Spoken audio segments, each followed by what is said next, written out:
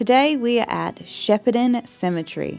It was established here in 1870s, chosen for its sandy soil and hills, since hills were seen to be fairly useless given how flat the other ground is in the Shepparton region. This cemetery is open from dawn to dusk every day.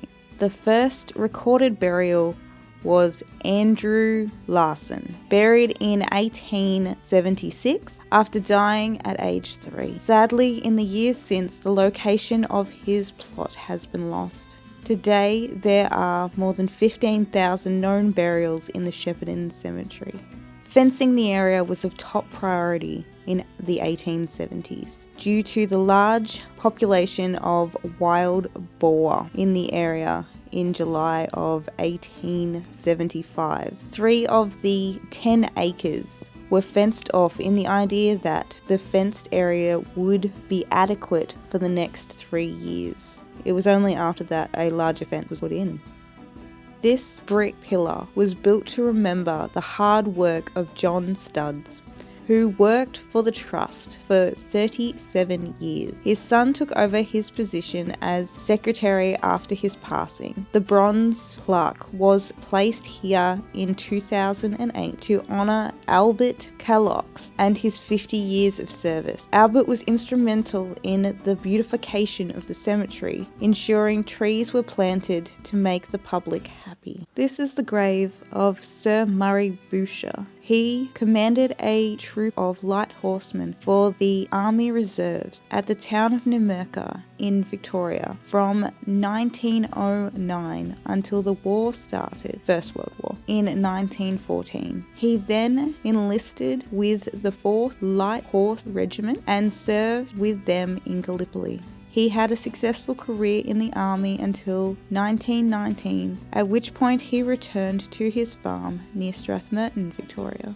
Sir Boucher also threw his hat into the political arena from 1920 until his death in 1937, during which time he served in a number of roles including Deputy Premier of Victoria from 1927 until 1930. He died while serving in London as the State of Victoria's Agent General in 1937. And he was cremated. He was also knighted after death.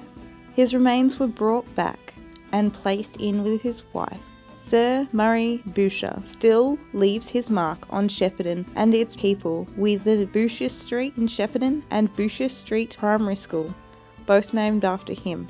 William Fraser also had a street named after him. Well, perhaps not quite a street. It's that little passage connecting Wyndham Street and Maud Street Mall. This street stands on the same land that William Fraser once owned. In 1876, the government wanted to build a proper post office instead of the random buildings that were used and often opened odd hours and even odd days. The location that the government chose was highly unpopular with the townspeople. Fraser suggested his own land on Wyndham Street, which was met with opposition from the government because they wanted a corner block.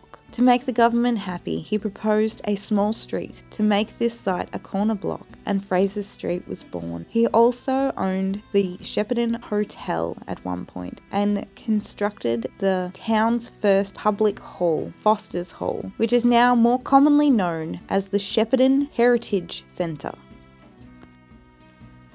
This mausoleum contains 96 crypts, and the first stage was opened in March 2011. This project was spearheaded by Trust member Frank Memon, I hope I pronounced that right, with the support and financial help of the local Italian community. The Italian community has shaped the look of the cemetery from its early days. From the 1930s, they began creating these beautiful, elaborate, above-ground grave monuments, and some of them reach over 2.5 meters tall.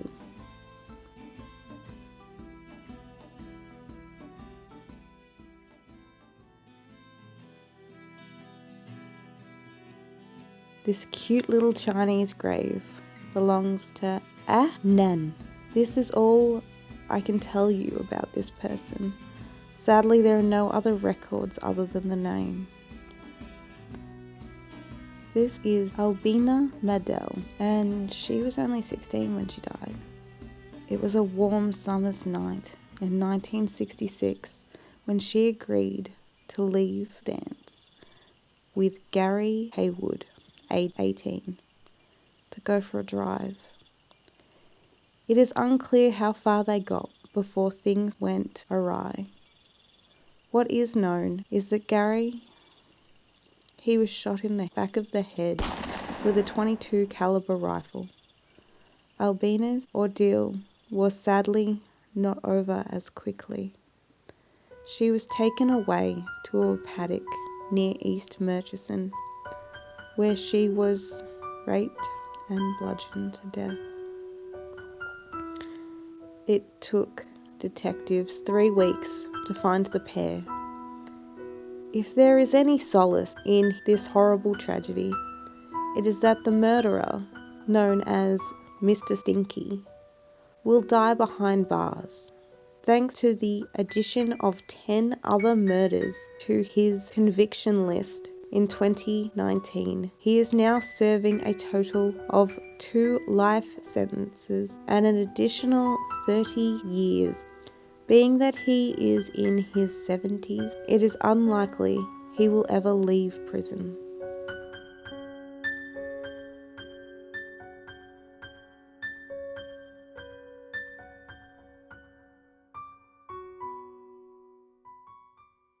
Shepparton officially became a town in September of 1860. Before that, the settlers in the area used a patch of land above what is now Princess Park to bury their deceased. This area is now occupied by a large parking lot near the library. This patch of land was never officially a cemetery, and all human remains were removed before construction of the car park. I just want to change gears for a moment, and then I will show you something that I hope will put a smile on your face. Shepparton Cemetery has a computer for searching names and a site map to help you find who you're looking for. To add to this, all streets are named and the lines are well marked. I point this out because this is probably the best I've seen it for a cemetery this size. I have saved the best for last. Frank Demaz. Gee, I hope I said that right. I suck with names. This is the grave of Frank, and the only thing I know about him is that he has a sense of humour. Can you see that tiny writing right there at the bottom of the headstone? Let me get a little bit closer for you. It says, "If you can read this, you're standing on my balls." Well, I was going to have "Oh Jesus Christ" is at the time already, but in tiny little letters, about 1/8 of an inch high. So to see them, you had to step onto the grave, where I would have placed under the turf those sensitive pads that you get for people who are breaking into your house. Excellent. And it would activate a sound system, and it would say, "You're standing on my balls!"